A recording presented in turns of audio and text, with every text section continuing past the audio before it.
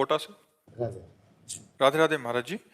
महाराज जी, लोग तीर्थ स्थान पर तीर्थ याटन करते हैं, जबकि भगवान सभी जगह है, कन कन में है, तो धार्मिक स्थलों पर जाना चाहिए या नहीं महाराज जी? मेहंदी में लालिमा होती है ना, पर मेहंदी के पूरे पेड़ को चीर डालो, कहीं लालिमा दिखा दो तुम तुम्हें सामने, नहीं ना। उसकी एक प्रक्रिया है ना। उसके पत्ते तोड़िए, उसको बांटिए, बांट के लगाइए, आधा घंटा लगा रहने दीजिए, फिर धो दीजिए। तो आपको दूध में घी है, पूड़ी पका सकते हो, लेकिन घी है उसी में।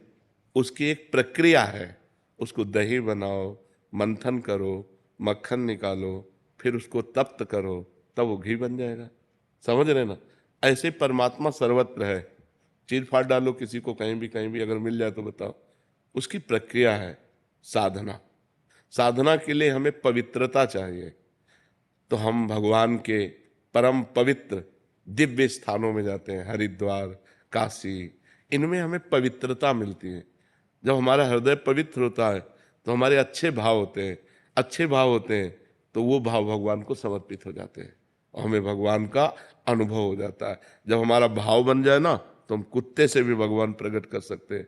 हमारा भाव बन जाए तो हम ईंट से भी भगवान प्रकट कर सकते हैं। हमारा भाव ना बने तो भगवान में भी भगवान नहीं दिखाई दे रहे दुर्योधन को।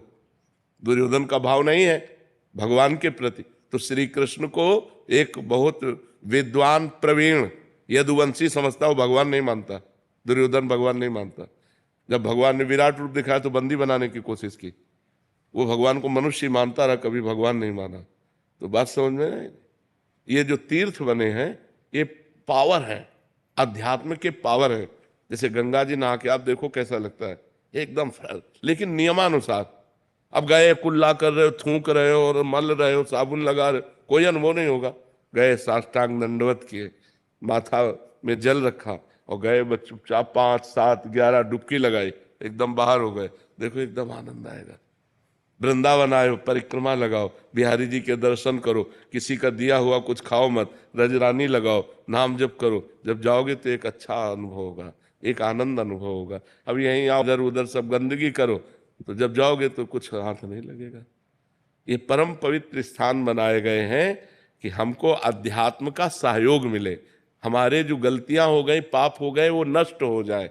भगवान सर्वत्र है, पर जैसे दूध में सर्वत्र घी है, दूध से काम नहीं चल सकता, उसका प्रक्रिया। तो ऐसे प्रक्रिया का मतलब साधना। तो साधना का प्रारंभ करने के लिए हमें जो पवित्रता चाहिए, वो गंगा है, काशी है, जो बड़े बड़े तीर्थ है, इनमें इसीलिए जाया जाता है कि हम गृहस्थ हैं, हमसे कोई ना कोई पाप बन जाते हैं। तो इन तीर्थों में जाने से हमारे पाप नष्ट होते हैं, हमारे पुण्य बनते हैं, हमारा हृदय पवित्र होता है। अवश्य जाना चाहिए, पर जिस पद्धति से रहना उसी पद्धति से रहना। हर तीर्थ में एक दिन उपवास करना चाहिए। अगर 3 दिन वास करे तो एक दिन उपवास करना चाहिए, दूसरे दिन फलाहार करना चाहिए, तीसरे दिन अन्नाहार करना चाहिए। एक दिन तो प्योर पूरा ऐसे जल पे रहना चाहिए, या ऐसे कष्ट सहना चाहिए तीर्थों में जाकर। एक दिन उपवास करो, वृंदावन की परिक्रमा करो, बिहारी जी के दर्शन करो, यमुना स्नान करो, यमुना जी के पास बैठकर नाम कीर्तन करो, नाम जप करो, ये कमाओ। जो तीर्थ स्थानों में परम पवित्र भाव कमाए जाते हैं वो एक। लेकिन बड़ा विचित्र है, यमुना किनारे भी बैठकर गंदी बात करेंगे, यमुना किनारे भी बैठकर गंदी क्रियाएं करेंगे, इधर उधर सब गंदी बातें करेंगे, तो धाम का फिर लाभ कहाँ मिल पाएगा। तो समझ पाते हो, जरूर जाना चाहिए। और महाराज जी, जैसे इतने बड़े बड़े तीर्थ स्थल है, कभी कभी वहाँ पे अनहोनी हो जाती है, इंसान भगवान को पाने जा रहा है। आप हमारी बात सुनो। अनंत जन्मों से भटका हुआ जीव, शरीर तो छूटना ही है, राइट टाइम है शरीर का। और अगर वो हरिद्वार में शरीर छोड़ता है, वो वृंदावन में शरीर छोड़ता है, काशी में छोड़ता है, तो उसे भगवान की प्राप्ति हो जाएगी। कितना बढ़िया लाभ मिला। शरीर तो छूटना ही था, लेकिन शरीर ऐसी जगह छूटा कि भगवान की प्राप्ति हो गई। तो इसमें लाभ हुई कि हानि हुई? लाभ। हाँ, तो हमें नेगेटिव नहीं सोचना, हमें पॉजिटिव सोचना है। काशी है, वृंदावन धाम है, हरिद्वार है, गंगा का तट है, यमुना का तट है, इनके किनारे प्राण निकलते हैं तो जीव की उत्तम गति होती है। प्राण तो निकलने थे, लेकिन यहाँ निकले, ये उत्तम गति हुई। जैसे आपके 100 रुपया जेब से बिहारी जी के सामने कट गए, तो निश्चित मान लो करोड़ों का नुकसान होना था। आप वृंदावन आए तो धाम की कृपा से मात्र 100 रुपये में वो कार्यक्रम हो गया तुम्हारा। अब वो अगर तुम पॉजिटिव नहीं सोचते तो निगेटिव सोचकर चलोगे, तुम आए ना तो तुम्हारा मंगल हो गया। करोड़ों का नुकसान भगवान ने 100 रुपये में निपटा दिया।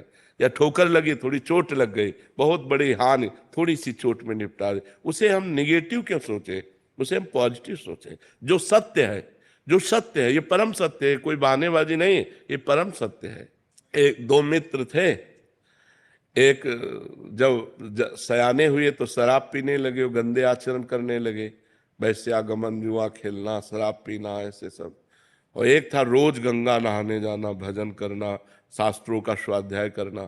तो बहुत दिनों के बाद दोनों मित्र मिले, दूर से देखा वो गंगा नहाने वाला आ रहा है, और उसने देखा कि वो हमारा मित्र जो भटक गया गंदे आचरणों में वो आ रहा है।